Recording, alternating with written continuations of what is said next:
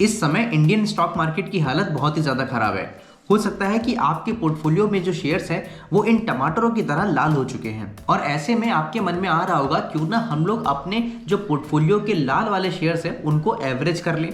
Average करने के बाद फिर जैसे ही मार्केट में एक ऊपर की मूवमेंट आएगी तो हो सकता है कि हमारे पोर्टफोलियो के जो शेयर्स हैं वो इन शिमला मिर्च की तरह हरे हो जाएं और हम वहां पर अपना प्रॉफिट लेके एग्जिट कर दें। तो अभी आपके मन में दो सवाल और आते होंगे। सबसे पहला सवाल आपके मन में ये आ रहा होगा कि अगर मैं पर्टिकुलर कंपनी के 10 शेयर खरीद लेता हूं तो मेरी नई एवरेज प्राइस कितनी होगी।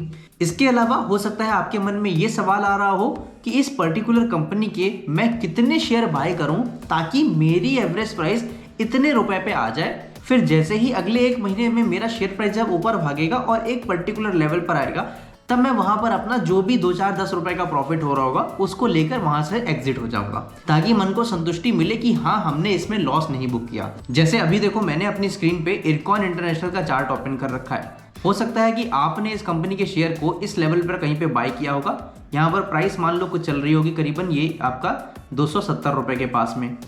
फिर अभी देखो हमें देखने को मिल रहा है कि शेयर जब नीचे गिरता है तो इस लेवल तक आता है, यहाँ से फिर ऊपर जाता है, फिर यहाँ पर से फिर नीचे गिर रहा है, फिर यहाँ सपोर्ट लिया, फिर ऊपर गया, फिर यहाँ नीचे गिरा, फिर यहाँ सपोर्ट लेके फिर ऊपर, फिर अभी यहाँ पर से रिजेक्शन लेके फिर नीचे। तो अभी आपके पास कुछ पैसे आए होंगे एंड आपका मन कर रहा होगा कि चलो हम इसमें शेयर बाय कर लेते हैं एंड इस लेवल पर बाय कर लें जो कि इसका अभी करंट मार्केट प्राइस चल रहा है। एंड फिर जब वापस से शेयर यहाँ पर ऊपर जाएगा तो यहाँ पर हो सकता है कि मेरा ना तो प्रॉफिट हो रहा हो ना तो लॉस हो रहा हो, एंड फिर उसके बाद मैं वहां पर से एग्जिट कर दूंगा, सारे शेयर वहां पर सेल कर दूंगा। तो यहाँ पर आपके मन में ये सवाल आ रहा होगा कि मैं इस लेवल पर कितने शेयर बाय करूं ताकि मेरा जो एवरेज प्राइस है वो इस लेवल तक आ जाए।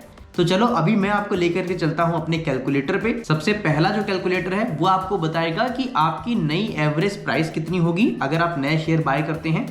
फिर जो दूसरा कैलकुलेटर है वो आपको बताएगा कि आपको अगर पर्टिकुलर एवरेज प्राइस चाहिए, आपको अपने मन की एवरेज प्राइस चाहिए तो आपको वहां पर कितने शेयर्स बाय करने होंगे। तो अभी मैंने यहाँ पर कुछ वैल्यूज डाल रखी हैं, चलिए इनको मैं अपडेट कर देता हूँ। जैसे कि करंट शेयर्स में मान लीजिए हमारे पास किसी कंपनी के 10 शेयर हैं तो मैंने इसको 10 कर दिया। फिर इसके बाद करंट एवरेज प्राइस डालनी है, यानी कि अभी जो आपके पोर्टफोलियो में शेयर्स हैं उनकी एवरेज प्राइस कितनी है। मान लीजिए वो अभी हमारी चल रही थी 100 रुपये पे। फिर इसके बाद हमें डालना है न्यू शेयर्स, यानी कि हम नए कितने शेयर्स बाय कर रहे हैं। तो हमारे पास 10 पहले से थे, मान लीजिए अभी हम यहाँ पर 20 शेयर और बाय कर रहे हैं तो मैंने यहाँ पर 20 फिल कर दिया। इसके बाद हमें डालना है न्यू बाय प्राइस, यानी कि ये जो 20 शेयर हम बाय कर रहे हैं ये कितने पे बाय कर रहे हैं। तो मान लीजिए ये हम 50 रुपये पे बाय कर रहे हैं, क्योंकि अभी हम मान के चल रहे हैं हमारा जो शेयर प्राइस है वो 50% नीचे गिर चुका है, 100 रुपये से 50 रुपये पे आ चुका है। तो जैसे ही मैंने यहाँ पर न्यू बाय प्राइस डाली एंड फिर इसके बाद ये जो न्यू एवरेज प्राइस वाला कॉलम है जब मैं इस पर क्लिक करूंगा तो हमारी जो न्यू एवरेज प्राइस है वो अपडेट हो गई है। अभी आप देख सकते हैं हमारा जो नया एवरेज प्राइस हो जाएगा वो होगा 66.67 रुपीज।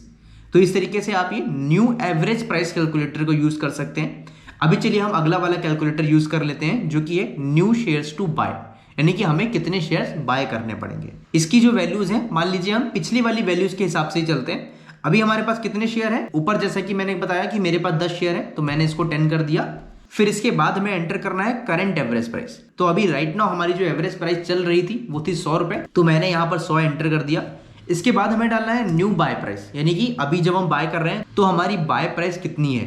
तो वो अभी हमारी 50 रुपए है, तो मैंने यहाँ पर फिल कर दिया 50 रुपीज। इसके बाद डालना है कि न्यू एवरेज प्राइस, यानी कि आप कितना एवरेज प्राइस चाह रहे हो।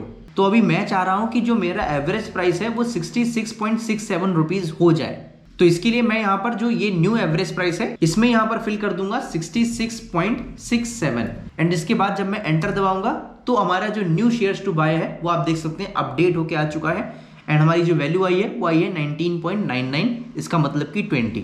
तो यहाँ से हमें पता लग गया कि अगर हम लोग इस कंपनी के 20 और शेयर बाय कर लें तो हमारी जो नई एवरेज प्राइस है वो 66.67 रुपीज पे हो जाएगी, जो कि हमें चाहिए थी।